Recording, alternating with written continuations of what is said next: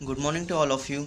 This is our next lecture on a real analysis BSc second year paper 1 real analysis. Okay, in the previous lecture we see the theorem on Cauchy's first theorem on a limit. Okay, त्याचे statement होतं की limit n standing to infinity of Sn is equal to L, then the limit n standing to infinity of S1 S2 S1 plus S2 up to Sn by n is equal to L. Means एखाद्या sequence Sn ची आपल्याला जर limit दिलेली असेल से L, तर आपण सांगू शकतो का त्या लिमिटमधल्या प्रत्येक टर्मची लिमिट पण Lच होणार. ठीक आहे, या थेरमचा यूज करून आपण प्रिव्हियस याच्यावर डिपेंडंट आपण काही क्वेश्चन पाहू.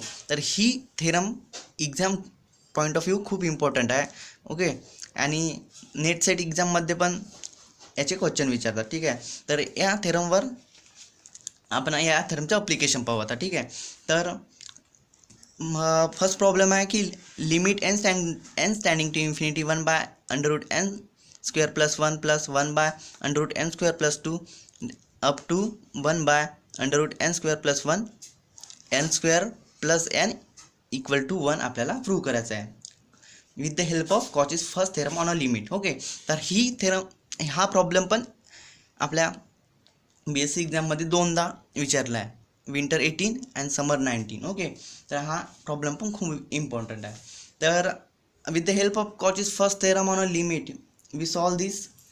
C first we define the sequence Sn. Okay, sequence Sn define करू. Define sequence Sn. Okay, that is S1 is equal to n by under root n square plus 1, S2 is equal to n by under root n square plus 2 up to Sn.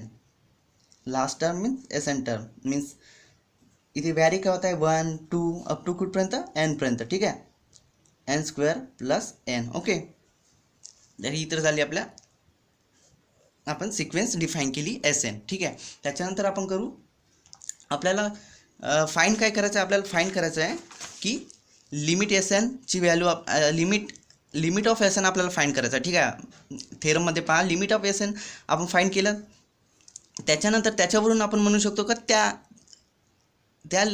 त्या सिक्वेन्समधल्या प्रत्येक टर्मची limit पण तीच येणार. सर्वात पहिले आपण ही find करू, त्याच्यानंतर यावरून म्हणू की याची टर्मच्या प्रत्येक सिक्वेन्सच्या प्रत्येक टर्मची लिमिट पण तीच होणार. ठीक आहे, तर ही फाईंड करू लिमिट ऑफ Sn. ठीक आहे, आपल्याकडे Sn सिक्वेन्स आहे. ठीक आहे, ही झाली Sn, तर याचा पण लिमिट फाईंड करू. तर काय होणार की limit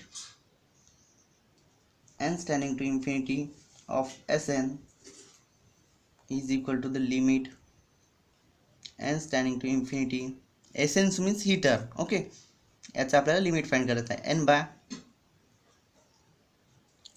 n square plus n. ठीक आहे, तर आपण याला सॉल्व करू.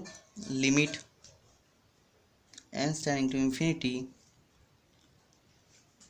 इथं n आपण कॉमन काढू शकतो. ठीक आहे, अंडर रूटमधून n आपण कॉमन काढू, n स्क्वेअर कॉमन काढायचं. ठीक आहे, 1 प्लस तर इथं n स्क्वेअर इथं कॉमन काढला तर का एक n उरणार, तो पण डिनॉमिनेटरमध्ये. तर हा n आपण याला कशा प्रकारे लिहू, limit n standing to infinity या nला अंडर रूटच्या बाहेर काढू, तर तो n काय होणार, n स्क्वेअर काय होणार n मध्ये कन्वर्ट होणार, 1 प्लस 1 बाय n. आपण हे कसं केलं पहा, ते कसं केलं आपण या टाईपचे प्रॉब्लेम आहे. ठीक आहे, जेव्हा आपण मॉड सेपरेट करू म्हणजे अंडर रूट सेपरेट करू तर कशा प्रकारे होणार, या प्रकारची टर्म मिळणार आपल्याला 1 बाय n. ओके, त्याच्यानंतर अंडर रूट आणि स्क्वेअर रूट कॅन्सल. ठीक आहे, तर n 1 plus 1 by n. Okay, हे आणि हे सेम या प्रकारे आपण सॉल्व केलं त्याला. त्याच्यानंतर हा n आणि हा n कॅन्सल, तर आपल्या रिमेनिंग टर्म काय येणार, n standing to infinity 1 by under root 1 plus 1 by n या प्रकारची आपल्याला टर्म मिळणार. तर इथे आपण फक्त nच्या जागी काय इन्फिनिटी पुट करू, इन्फिनिटी पुट करायचे आहे आपल्याला 1 + 1/∞. ठीक आहे, यांच्या जागी इन्फिनिटी पुट केली तर 1/∞ची व्हॅल्यू काय येते, 1/∞ची व्हॅल्यू येते 0. ठीक आहे, तर रिमेनिंग 1, √1 मीन्स 1. आणि आपल्याला तर आपण काय फाइंड केलं की limit of Sn, limit of this sequence ही इज इक्वल टू 1. तर आपण थेरमनुसार काय म्हणू शकतो की आपण थेरमनुसार म्हणू शकतो, पहा की जर लिमिट ऑफ Sn ची जर लिमिट L असेल तर त्या सिक्वेन्सच्या प्रत्येक टर्मची लिमिट पण Lच असेल. तर आपण इथे लिमिट ऑफ Sn काय फाइंड केले 1, तर या सिक्वेन्सची पण लिमिट काय येणार Lच येणार. तर आपण हे लिहून घेऊ, मीन्स 1 होणार. By theorem we say that limit and tending to infinity of S1 S2 up to Sn by n याची पण लिमिट काय होणार 1 होणार. ठीक आहे, याची आपण सर्वात पहिले लिमिट फाइंड केली ती 1. आणि बाय थेरम आपण म्हणू शकतो का याची या सिक्वेन्सची पण लिमिट 1च होणार. ठीक आहे, तर आपल्याकडे काय आहेत, S1ची व्हॅल्यू आहे. पहा S1 आपण फाइंड केलं होतं काय, आपण कन्सिडर केलं होतं S1, S2ची पण आहे आणि Snची पण आहे. ह्या सर्व व्हॅल्यू आपण इथे पुट करू. ठीक आहे, limit n tending to infinity, हा n आपण कॉमन काढून घेऊ आउटसाइड ऑफ रॅकेट. ठीक आहे, त्याच्यानंतर S1ची व्हॅल्यू काय, पहा इथे n/n² + 1. S2ची व्हॅल्यू आहे n/√n² + 1 आणि अप टू Snची व्हॅल्यू आहे n/√n² + 1 racket close equal to 1. ठीक आहे, तर आपल्याला त्याच्यानंतर काय करू की हा n आणि हे सर्व n काय होतील कॅन्सल होतील, मीन्स आपण n कॅन्सल करू. ठीक आहे, n कॅन्सल केल्यानंतर आपल्याला काय उरणार, limit n tending to infinity 1/√n²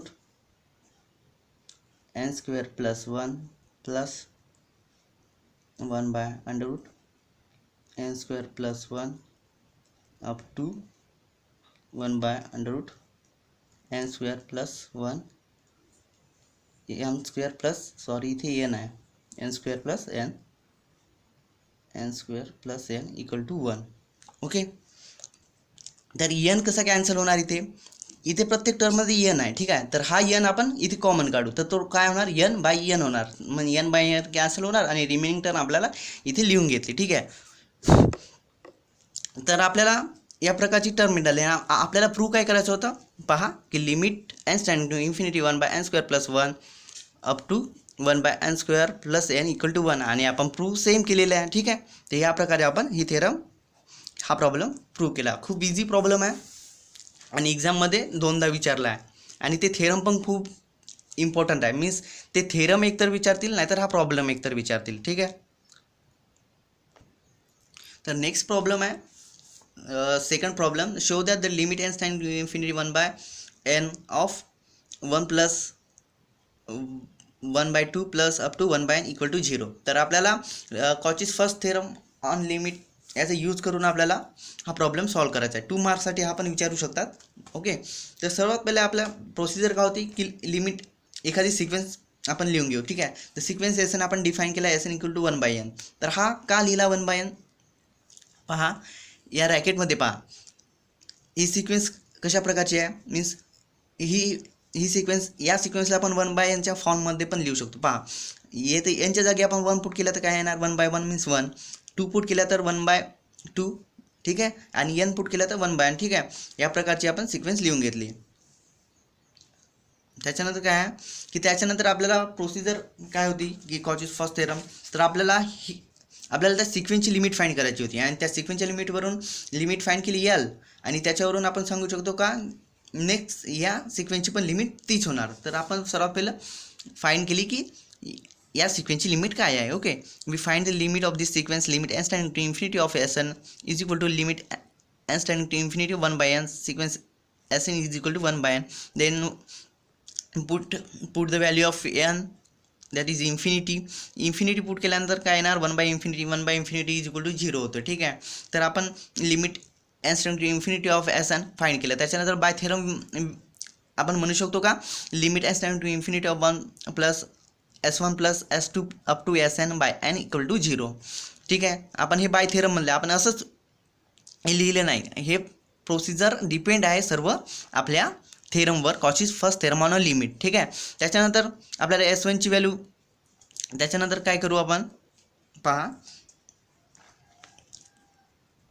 हां, तर n आपण कॉमन काढू. ठीक आहे, n आपण या प्रकारे लिहून घेतला 1 by n. ठीक आहे, आता S1 ची व्हॅल्यू काय येणार, S1 ची व्हॅल्यू इथे S1 लिहा. S1 ची व्हॅल्यू काय येणार आपण पहा, इथे रॉकमध्ये पाहू. S1 काय येणार 1 by 1. ठीक आहे, S2 काय येणार,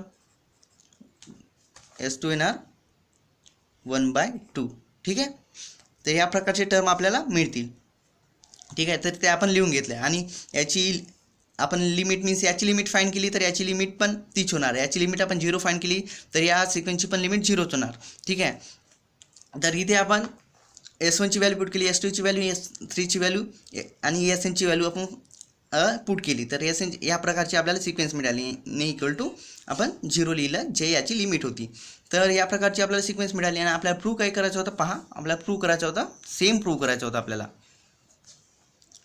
की limit N standing to infinity 1 by n plus 1 by 2 up to 1 by n याची लिमिट काय आपल्याला प्रूव्ह करायची होती, 0 प्रूव्ह करायची होती. तर आपण हे पहा इथे आपण प्रूव्ह केलेले आहे.